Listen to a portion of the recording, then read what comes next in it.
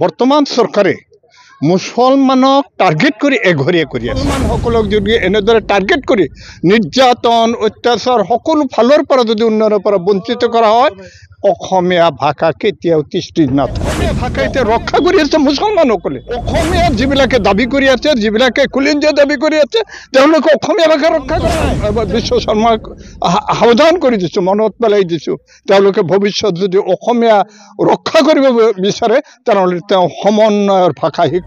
আজি যিটো চলিছে খিলঞ্জীয়া কোন? খিলঞ্জীয়াৰ কোনো ডিফিনিশ্যন হৈছে নেকি? খিলঞ্জীয়াৰ কোনো সংজ্ঞা হৈছে নেকি? মুছলমানৰ ওপৰত এটা টাৰ্গেট কৰি অসাংবিধানিক ভাষা ব্যৱহাৰ কৰি সকলোতে বঞ্চিত কৰি আছে। আৰু আমি অসমৰ বিভিন্ন ঠাইৰ পৰা কিছু বুদ্ধিজীৱী, শিক্ষাবিদ, সাহিত্যিক, ইতিহাসবিদ, বিভিন্ন পৰ্যায়ৰ মানুহ আমি আজি মাতিছিলোঁ। আমাৰ অসমৰ সাম্প্ৰতিক কিছু সমস্যা আছে, বিশেষকৈ আমাৰ ভাষিক আৰু ধৰ্মীয় সংখ্যালঘু মানুহৰ আমি যি অস্তিত্বৰ সংকটত ভুগিছোঁ, বিভিন্ন সমস্যাত আমি ককবকাই আছোঁ, সেই সম্পৰ্কে কিছুমান মূল্যৱান পৰামৰ্শ আমাক দিয়াৰ কাৰণে কিছুমান মানুহক আমি আমন্ত্ৰণ জনাইছিলোঁ।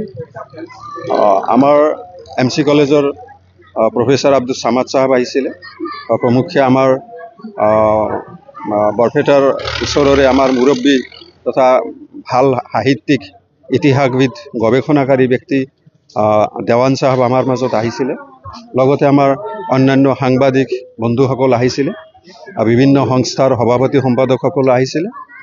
আমাৰ এই মানুহখিনিক মাতি আমি আমাৰ অসমৰ সাম্প্ৰতিক সমস্যা বা আমি ভাষিক বা ধৰ্মীয় সংখ্যালঘু মানুহসমূহে যি সমস্যাত ভুগি আছোঁ, আমি আমাৰ সাংবিধানিক অধিকাৰৰ পৰা বঞ্চিত হৈছোঁ, দেশৰ আইনী সুৰক্ষাৰ পৰা আমি বঞ্চিত হৈছোঁ, এইবিলাক কথাই আমাৰ বিভিন্ন মহলত আলোচনা হৈছে। আৰু এই আলোচনা হোৱাৰ পৰা আমি আমাৰ সমস্যাটো আৰু ভৱিষ্যতে আমি এটা অলপ বহলকৈ বিস্তৃতভাৱে এটা আলোচনা চক্ৰ পাতিব বিচাৰিছোঁ। গতিকে আমি আমাৰ আজি তেনেকুৱা বিশেষ কোনো সমস্যা আলোচনা হোৱা নাই, সৰ্বাংগীনভাৱে সকলো সমস্যালৈ আমি আলোচনা কৰিছোঁ। গতিকে আগন্তুক দিনত আমি এই বিষয়ে আৰু এটা বহল বিস্তৃতভাৱে আৰু এটা অভিৱৰ্তন পতাৰ কাৰণে চেষ্টা কৰিছোঁ। আৰু এইটো আজিৰ সভাই আমাক সন্মতি প্ৰদান কৰিছে, সকলোৱে কনচেণ্ট দিছে যে আগন্তুক দিনত এটা বহল বিস্তৃতভাৱে এটা অভিৱৰ্তন পাতিব লাগে। আৰু তাতেও আমাৰ এনেকুৱা এই সমস্যাসমূহ, যি জ্বলন্ত সমস্যাত আমি ভুগি আছোঁ, এই সমস্যাসমূহ আৰু অলপ বিস্তৃতভাৱে আলোচনা হ'ব লাগে। আমাৰ মাজৰ শিক্ষা দীক্ষাৰ সমস্যা আছে, চাকৰি বাকৰিৰ সমস্যা আছে, আৰু মূল কথা হ'ল আমাৰ যিটো ভূমিস্বত্ব, আমাৰ যিটো মাটিৰ টাইটেল, আমাৰ যিটো মেটি পাট্টা মাটি আমাক দিব লাগে বসুন্ধৰাৰ আণ্ডাৰত, আমাৰ কোনো মানুহক এই মাটি এই বসুন্ধৰাৰ আণ্ডাৰত মাটি দিয়া হোৱা নাই। তেওঁলোকে ডিছক্ৰিমিনেশ্যন কৰিছে, এটা পক্ষপাতিত্বমূলকভাৱে তেওঁলোকে মাটিৰ ডিষ্ট্ৰিবিউশ্যন কৰি আছে, বণ্টন কৰি আছে। আমাৰ মানুহবিলাক আজিৰ পৰা 100-150 বছৰ আগতেও যিবিলাক মাটিত বসবাস কৰি আছে, মাটি দখল কৰি আছে, সেই মাটিত তেওঁলোকৰ দৰখাস্ত লোৱা হয় ঠিকে, কিন্তু সেই মানুহখিলাৰ নামত কোনো মাটিৰ এলটমেণ্ট এতিয়ালৈকে দিয়া হোৱা নাই। এইটো আমাৰ 24 ডিজিটেল নিউজৰ শিতান, আৰু সেইটো চিফ মিনিষ্টাৰৰ সাক্ষাৎকাৰত কৈছে অসমীয়া জাতি সংকটত। ইতিমধ্যে অসমীয়া জাতি সংকটত বুলি বিভিন্ন সংগঠনে মিটিং ইত্যাদিও কৰি আছে। মই সেইটো কোৱা নাই, সেইটো কোনো ইনচাল্টো নহয়, কোনো আক্ৰমণো নহয়।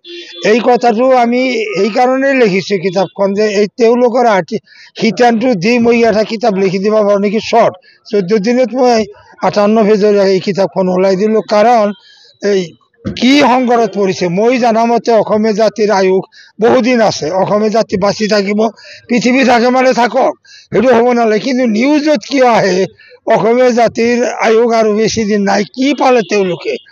আৰু চিফ মিনিষ্টাৰ ক'লে অসমীয়া জাতি সংকটত। অসমীয়া জাতি কি সংকটত? এই জাতিটো সংকট কোনে পেলালে? এই কথাবিলাক এই কিতাপত আছে। আৰু সাংবাদিক মহলে যে কৈছে যে অসমীয়া জাতিৰ আয়ুস বেছি দিন নাই, সেই কথাটো তেওঁলোকে সোধা হৈছে অন্য অন্য জাতিৰো আয়োগ আছে না নাই, তেওঁলোকৰ সংকট আছে না নাই, কেৱল অসমীয়াৰে সংকট।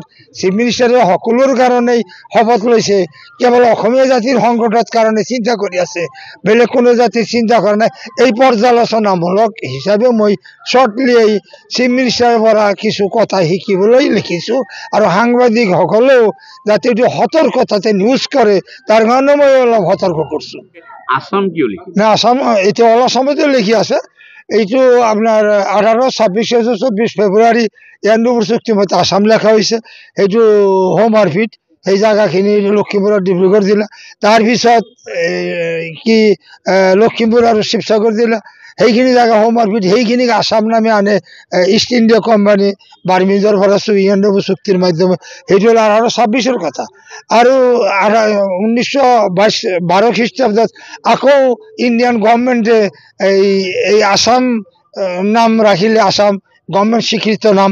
আকৌ 1947 চনৰ 15 আগষ্টত আসাম নাম ৰাখিলে, কিন্তু 27/2/2008 চনত এই নামটো আসাম চৰকাৰে প্ৰস্তাৱ ল'লে, অসম যোগ অসমীয়া, এই আসামটো বাদ দিলে।